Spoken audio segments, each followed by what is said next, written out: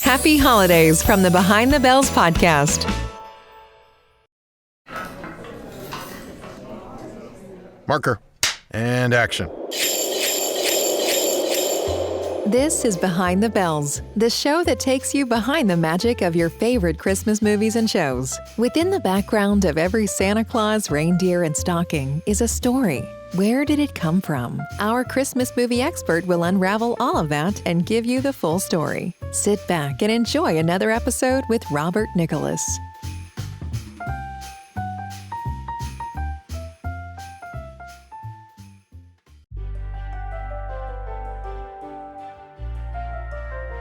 Merry Monday, everyone, and welcome to Behind the Bells. I'm your host, Robert Nicholas, and I'll be taking you on another one-horse open sleigh ride into the world of Christmas movies. Like I said, The Santa Claus is a story about a man who accidentally becomes Santa through a clause, a contract clause. Tim Allen has to go from a busy businessman to Jolly St. Nick. Now, I've already gone into the story of where things went in order to get to Tim Allen and Disney. Now I wanted to continue and finish that story. So keep your hands and arms inside the vehicle. Let's go for a ride. Let's continue where we left off, with the pre-production work behind the Santa Claus done and everything ready to shoot.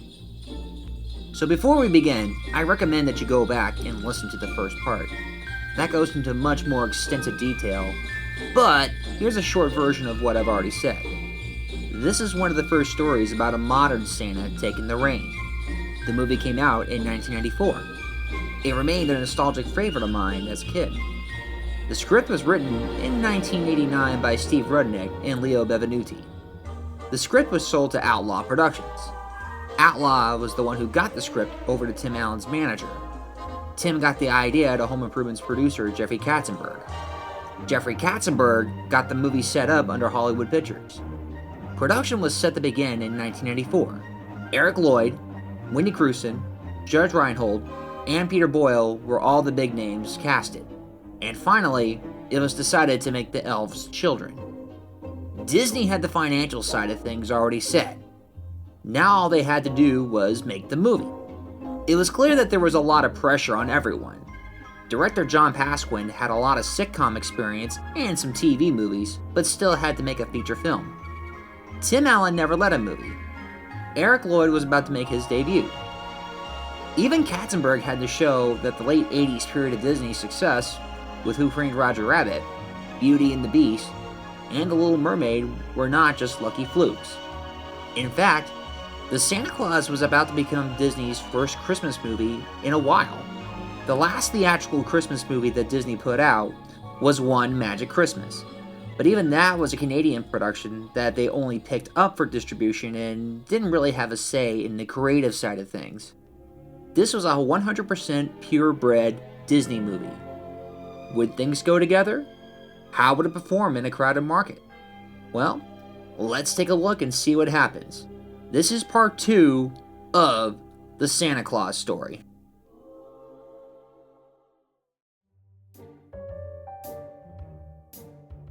Despite the story's location of Lakeside, Illinois, most of it was not shot in the United States. Though there were talks of shooting it at the Burbank home at Disney Studios, the movie ended up shooting in Canada to take advantage of the country's tax incentives. Production commenced in early spring in 1994, in which Tim Allen had finally finished production on the current season of Home Improvement and was finally free for several months. Primarily, much of the exteriors were shot in Oakville, a town 40 minutes away from Toronto. The freeways, downtown, and neighborhoods of both Scott Calvin and Neil's home were all shot in Oakville. The interiors were mostly shot in Toronto warehouses, including an extensive North Pole set. Exceptions included any school scenes, which were schools at both John Ross Robertson and Blythewood Public School Systems, the judges' offices, which was at the Canada Permanent Building, the Toronto Zoo, and a Denny's in Scarborough. Not Scarborough Fair, but a Canadian Scarborough. Dressing up the town to look like an American town wasn't that difficult. What was difficult was that the weather could not be controlled. You think that for Canada, problems would arise because things would become too cold, too snowy, too windy. Instead, Toronto had faced an unseasonably warm spring, in which, while that could be dealt with a lot of scenes, anything winter or Christmas based would have to be worked around. A ton of artificial snow was made up when the real thing didn't return. This was created out of marble dust and paper-based products, which still happens to be the go-to product for phony snow, even though it's fairly obvious in the scene where Tim Allen steps out of his home to find Santa on his roof. In fact, if you look carefully, when Santa is falling off, you can see some of the snow blankets moving. Fake snow is one thing, but what about the fat suit that Tim Allen wore? This would turn out to make his experience completely miserable.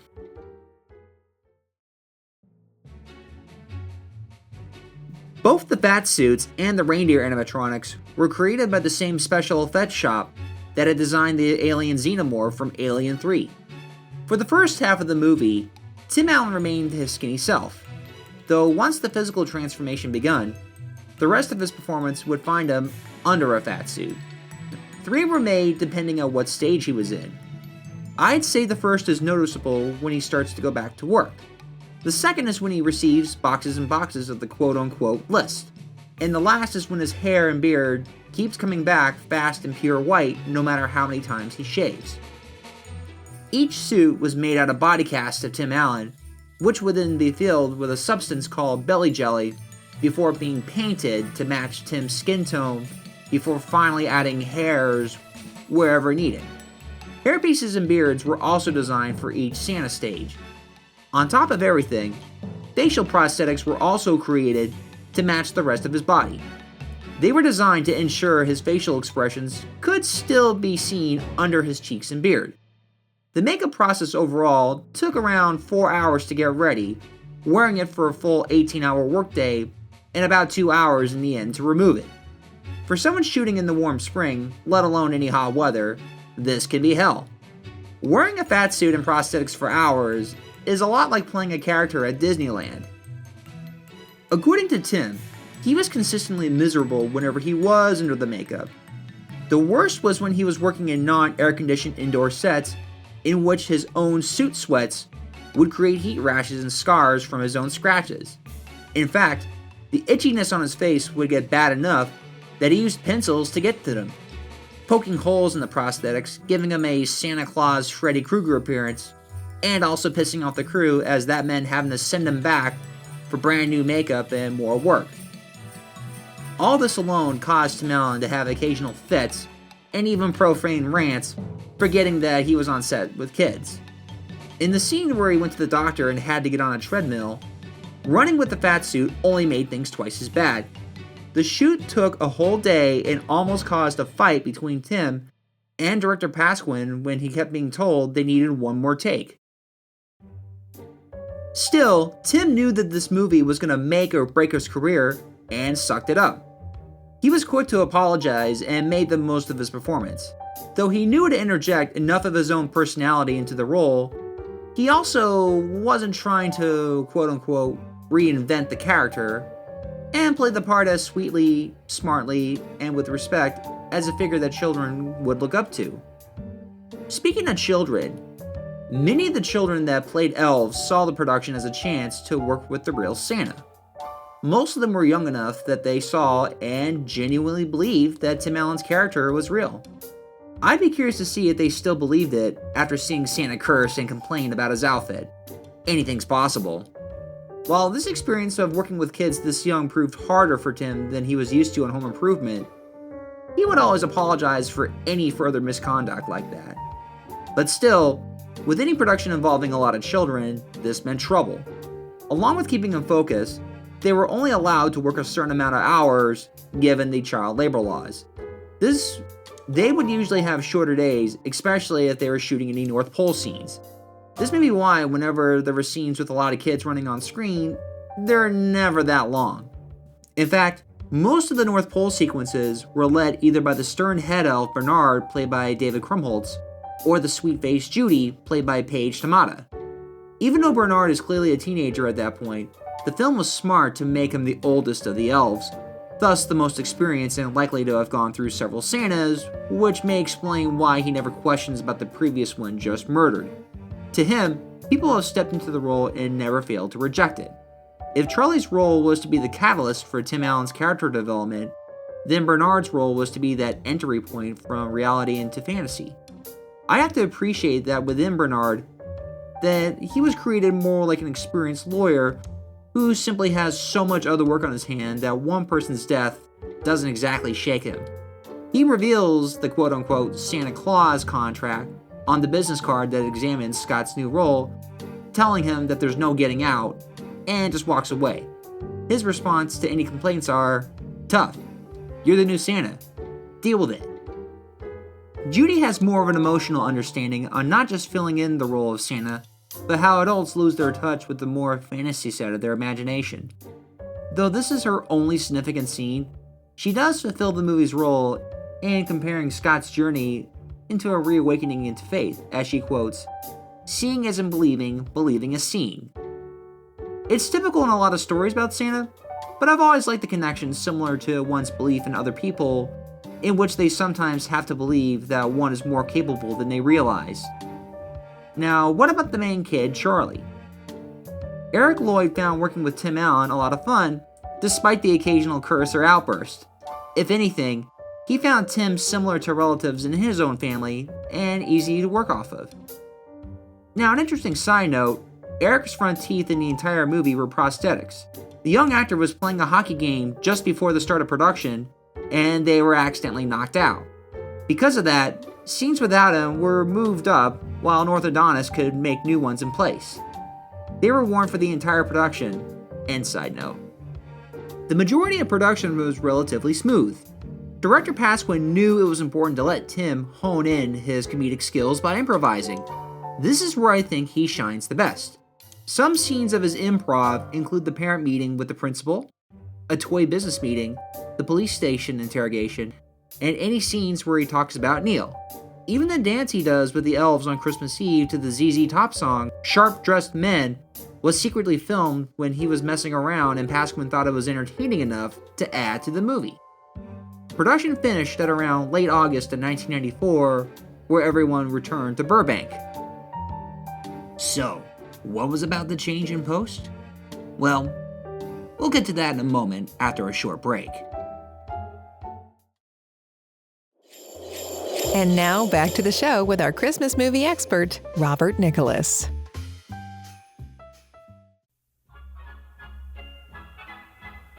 The plan was to create the film as close to the script as possible. Katzenberg oversaw the majority of the editing to make sure that Tim Allen's humor extended his character and made for a fun holiday film. The first set of test screenings went okay. Audiences in Los Angeles, Seattle, and Dallas saw the overall film as charming and sweet, if not long and often having a clunky flow. Then CEO Michael Eisner thought the movie had potential, but also thought the original cut of the movie ran too long, at 2 hours. He knew kids' attention spans were short and felt that whenever the camera cut away from Tim Allen, it was boring. "Cut every scene Tim is not in," he demanded. This not only resulted in more adult scenes being cut, this extended to Eric Lloyd's scenes. In fact, there was an entire subplot where he was bullied at school for still believing in Santa Claus. This would have given him his own arc in which he spends an entire year convincing his peers that his father isn't just Santa, but a good person as well. I see it as the equivalent to the arcs that Natalie Wood and Mara Wilson went through in both versions of Miracle on 34th Street, being that the most impressionable people of the story can also be the loudest voices of support. While there's still something of an arc where he comes to accept that he can't have his dad all for himself, it doesn't have the same punch as the earlier idea. Eric Lloyd's scenes all have him sharing the scene with Tim Allen with the exception of his scenes with the elves, which I can't see the movie working without. Because the movie had become a holiday vehicle for Tim Allen, the film's marketing focused on him as the attraction. The first teaser alone doesn't even have footage of the movie, as it was still being filmed in May of 1994. It showcased a mysterious but magical story that was going to unfold, only for Tim Allen to walk on in and accidentally drop a snow globe, something that his Tim the Toolman character probably would have done on Home Improvement. When the test screenings proved to be much more positive, Katzenberg felt the movie was strong enough to be placed under the Disney name. It was here that it went from being a Hollywood Pictures movie to a Walt Disney Pictures movie. The rest of the trailers that did show footage previewed a much more slapstick and lighter family film. The poster showcased Tim, and not even in his full Santa Claus makeup, though highlighting his growing butt as a joke for the kids. Disney had hoped that by highlighting the actor above everyone else, even the story, they would be able to attract the same audience that watched Home Improvement. The result would prove to work.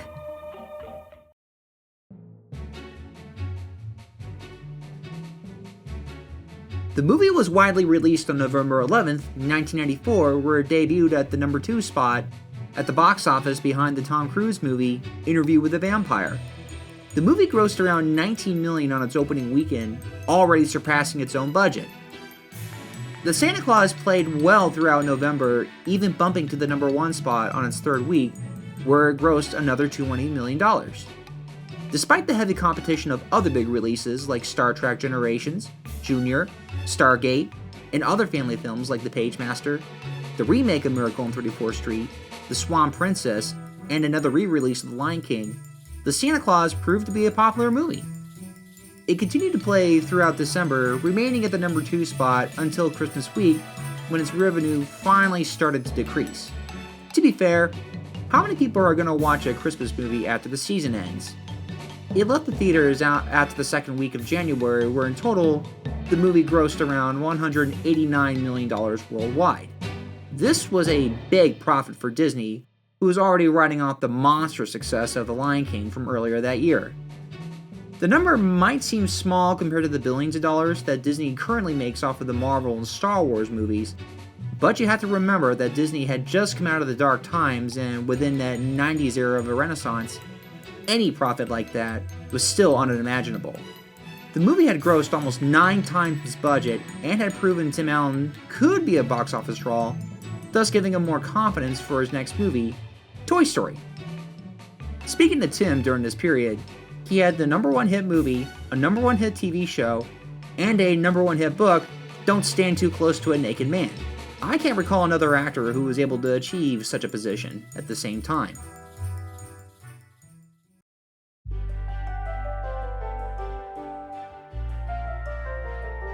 For a movie about a father-son bond, it works nicely. For a story about a Christmas fantasy, it works beautifully. For a Tim Allen vehicle, he showcases some funny and likable charm. As something for children and families, it's serviceable and should be entertaining. As something for adults who didn't grow up on it, I can understand that they only see this as a dumb Disney movie. In some cases, they can be right. There are moments where things can get stupid and tedious. Looking back at it, I think they could have been a bit more creative with the third act, where Santa needs to be rescued by his elves after getting arrested.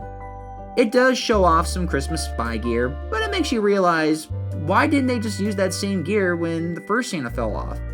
Why didn't Tim Allen talk to his son on Christmas morning to keep their Santa adventure a secret, even though they do that later? And also, why did it take so long for Tim Allen to see his physical transformation was genuine proof that his adventure happened? Again, I'm probably thinking too hard on this. The Santa Claus wants to be more charming than anything, and it succeeds. To me, it's like a sugar cookie without the frosting. Not as good as it could be, but it is still sweet. The sequels, on the other hand, I'll get to those in another episode, as both had a different crew, director, writer, and even a different purpose within their entirities. The Santa Claus ended up a lot like Scott Calvin. It started off as something interesting, it found a contract that changed its course, adapted to its physical changes, and still ended up as a holiday classic for a lot of people. It's a movie I don't seek out every year, but if it's on TV or streaming, I'm always game for a review. It remains something that families will always open their homes to. Down the chimney comes Tim Allen and his likable persona, delivering some laughs and cheers before it all comes to a close. As he wishes Merry Christmas to all and to all good night, families know that they can look forward to watching the Santa Claus every Christmas.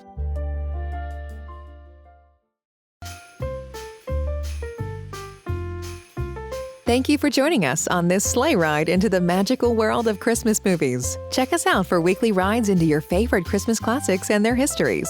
Be sure to give us a positive review on iTunes if you like what you heard. And don't forget to follow us on social media on Facebook and Instagram for updates and special news. Consider subscribing on Patreon in order to help keep the show going and to gain access to some special gifts not available to the public. Merry Monday to all, and to all a good night. See you next week. Cut. Okay, everybody, that's a wrap.